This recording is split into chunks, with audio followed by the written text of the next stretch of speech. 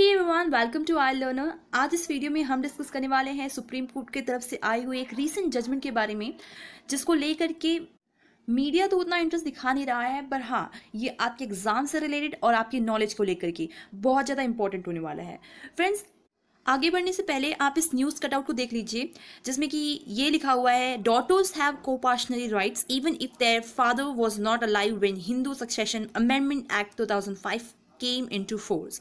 तो बेसिकली क्या इशू था, इसको आप जब समझेंगे तब ये हेडलाइन आपको समझ में आ जाएगी।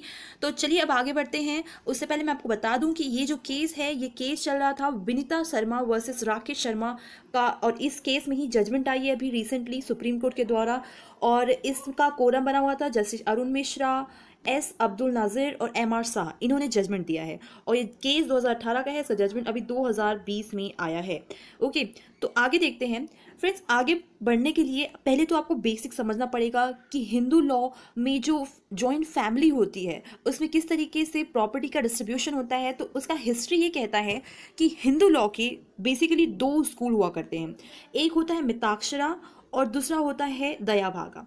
मिताक्षरा जो है ये बनारस, मिथिला, महाराष्ट्र और मद्रास स्कूल जैसे एरिया में इसे फॉलो किया जाता है। और दयाभागा जो है ये ज़्यादातर कह सकते हैं, या उसका केवल एक लिमिटेड एरिया ही है जो कि है बंगाल और असम वाला एरिया।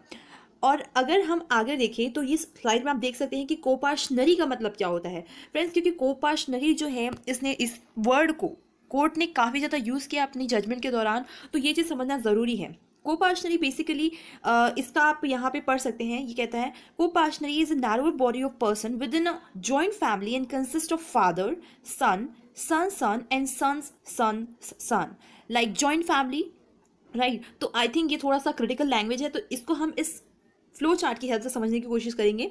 तो बेसिकली क्या होता है, लेट्स से ये एक फादर है, इनके 2 सन हैं। ओके, अब इनकी भी वाइफ है। यहाँ पे एक चीज़ ध्यान रखना होगा कि कोपाशनरी जो सिस्टम होता है इसमें मेजरली मेन का काम होता है, यानी कि जो प्रॉपर्टी ट्रांसफर होती है वो मेन के बीच होता है। लाइक फादर है तो वो उनके बेटे के पास में प्रॉपर्टी जाएगी, पर बेटी के पास में प्रॉपर्टी नहीं जाती है। और एक चीज़ और, हम बात करें अभी मिताक्षरा सिस्टम की, यानी कि जो मेजरली ऑल ओवर इंडिया में फॉलो हुआ है उस सिस्टम की, यानी कि ये मिताक्षरा सिस्टम जो है ये कहता है कि जो प्रॉपर्टी ट्रांसफ़र होती है ये बाय बर्थ होता है, यानी कि जो पर्सन अगर पैदा हो जाता है तो बाय बर्थ ही उसको ये प्रॉपर्टी मिल जाती है।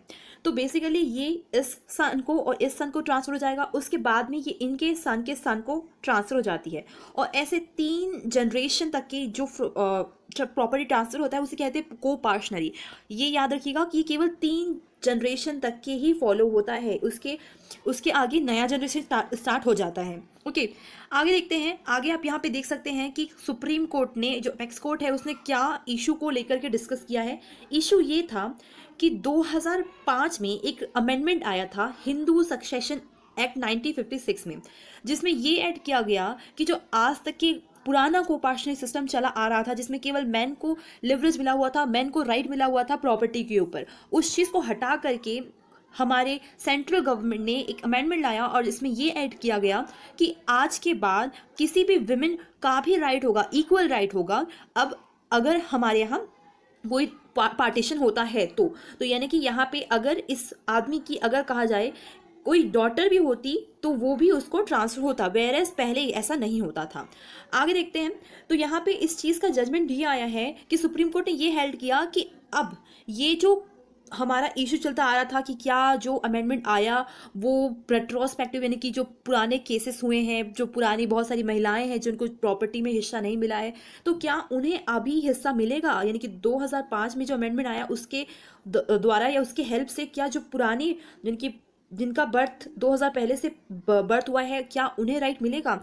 तो इस चीज़ को देखते हुए सुप्रीम कोर्ट ने ये हेल्ड किया कि यस, इसका इम्प्लीमेंटेशन रेट्रोस्पेक्टिवली होगा, यानी कि ये पुराने केसेस को भी लेगा, कंसिडर करेगा। ओके, और इसके आगे इन्होंने ये भी कहा कि इसमें फादर अलाइव हो या ना हो, इस चीज़ का कोई मैटर नहीं होगा, यानी कि आप जितनी भी हिंदू फैमिलीज होगी ये लॉ उसके ऊपर इम्प्लीमेंट होगा। ओके, इस केस के द्वारा, यानी कि इस केस का जो जजमेंट आया है इसके द्वारा हम कह सकते हैं कि जो पुराने केसेस थे हमारे, जिसने कहा था कि ये रेट्रोस्पेक्टिव इम्प्लीमेंट नहीं हो सकता है, जैसे कि 2016 का केस है प्रकाश वर्सेस फूलवती, और ये जो टीबी राजू का जो केस था, ये केस ओवररूल हो गए हैं, इनके जजमेंट जो है अब काम के नहीं रहे हैं, क्योंकि इन्हें हमारे नया केस जो है इसने ओवररूल कर दिया है।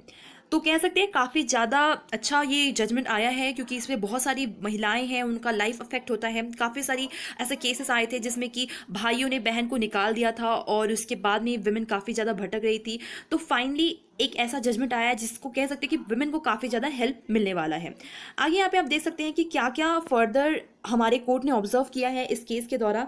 तो पहला पॉइंट तो ये है कि उन्होंने ये कहा कि हमारा जो केस होता है कि विमेन को प्रॉपर्टी मिलना चाहिए या नहीं, उसके वो तो ठीक ही है, बट उसके अलावा कोर्ट ने ये कहा कि आज के बाद हम मेन और विमेन दोनों को इक्वल ट्रीट करेंगे, जैसा कि section 6 of Hindu succession act 1956 का जो अमेंडमेंट आया था 2005। तो आप यहाँ पे 2005 का अमेंडमेंट का टेक्स्ट देख सकते हैं, जो लिखता है कि बाय बर्थ बिकम, यानी कि जो मेन और वुमेन दोनों, यहाँ पे लिखा हुआ है साफ साफ कि Hindu succession act 2005 in a joint Hindu family govern by Mitakshara law the daughter of the coparcenary shall by birth become a co-partner in her own right in the same manner as the son, यानी कि जैसे main को मिला हुआ था वैसे ही women को भी मिला चाहिए। उसके आगे ये लिखते हैं वही दूसरी बात जो मैंने आपको बताया हुआ है कि फादर का अलाइव होना ज़रूरी नहीं है, वो 2005 के पहले डेथ हुई या बाद में हुई, इससे कोई डिफरेंस नहीं होने वाला है।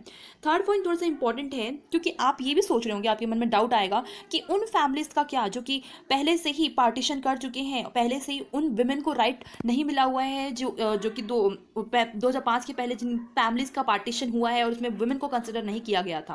तो फ्रेंड्स उसके लिए कोर्ट ने ये कहा है कि अगर कोई पार्टीशन ओरली हुआ है तो उसके ऊपर तो ये हमारा अमेंडमेंट का इफेक्ट होना ही है, और पार्टीशन जो है उसमें विमेन का हकदार होगा। पर अगर कोई पार्टीशन लिविंग विल यानी कि रिटन फॉर्म में, ओरली नहीं, उसमें प्रॉपरली रजिस्टर हुआ है, तो उस चीज़ में इस चीज़ का कोई इफेक्ट नहीं होगा, इस अमेंडमेंट का कोई इफेक्ट नहीं होगा। और अगर ये चीज़ हमारे लॉ को फॉलो करता है then it's very much reliable. Okay, आगे बढ़ते हैं फ्रेंड्स। अब मैं इस वीडियो को एंड करना चाहूँगी इस नोट के साथ में जो कि सुप्रीम कोर्ट ने दिया है while delivering their judgment. They said son is a son till he has a wife. Daughter is always a daughter, right, यानी कि एक मैन जो है वो सन तब तक ही रहता है जब तक कि उसकी शादी होती है। ये प्रॉपरली कहा जाए तो अरुण मिश्रा हमारे जस्टिस हैं, उन्होंने ये कहा है, इन्होंने ये कहा साफ साफ कि a son is son till he takes him a wife, a daughter is a daughter all of her life, right, daughter remains a loving daughter throughout her life. तो काफ़ी अच्छा स्टेटमेंट था। तो फ्रेंड्स आई थिंक मैंने इस video में सारे के सारे एस्पेक्ट लॉ के कवर कर लिए हैं। I think this is full on videos जिसमें कि सारा इन्फॉर्मेशन आपको मिल जाएगा। So friends that's all for today. If you like the video then please share, like and subscribe to our channel. That's all.